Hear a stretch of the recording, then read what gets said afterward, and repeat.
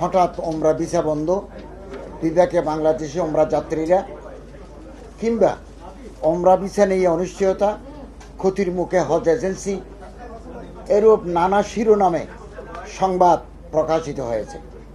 অনেক সাংবাদিক আমাকে ফোন করে প্রকৃত অবস্থা জানতে চেয়েছেন। আমার সচিব মহোদয়কেও অনেকে ফোন করেছেন। আমরা তাদেরকে বস্তুনিষ্ঠ তথ্য দিয়েছি এবং গণমাধ্যম সময়ে তা প্রকাশিত হয়েছে। সম্মানিত সাংবাদিকবৃন্দ, পবিত্র রমজান মাস অত্যন্ত ফজিলতপূর্ণ বিবেচনায় এই মাসে বাংলাদেশ থেকে উল্লেখযোগ্য সংখ্যক ধর্মপ্রাণ মুসলমান ওমরা পালনের জন্য সৌদি আরব গমন করে থাকেন।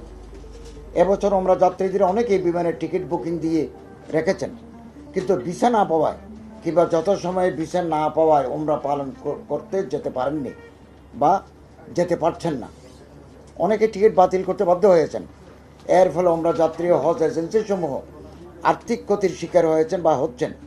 ওমরা ভিসা নিয়ে উদ্ভূত পরিস্থিতিতে সরকারের পদক্ষেপসমূহ ও ওমরা ভিসা সংক্রান্ত প্রকৃত তথ্য ও ওমরা যাত্রী সহ দেশবাসীকে অবহিত করা বিশেষ প্রয়োজন মনে করি।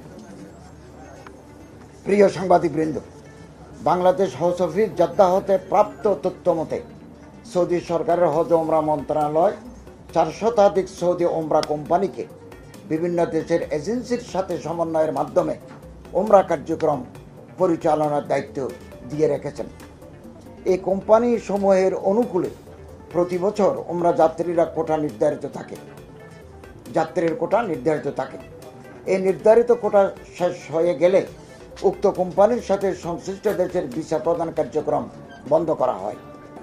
বাংলাদেশে অনুমোদিত ওমরা এজেন্সির পাশাপাশি সৌদি আরবের নুসুক অ্যাপের আইডি ও পাসওয়ার্ড প্রাপ্ত ব্যক্তি ও প্রতিষ্ঠান ওমরা কার্যক্রম পরিচালনা করতে পারে। হজ এজেন্সিস অ্যাসোসিয়েশন অব বাংলাদেশ হাবের তথ্য মোতাবেক প্রতি বছর রমজান মাসে বাংলাদেশ হতে আনুমানিক 1 লাখ ব্যক্তি ওমরা পালন করে থাকেন।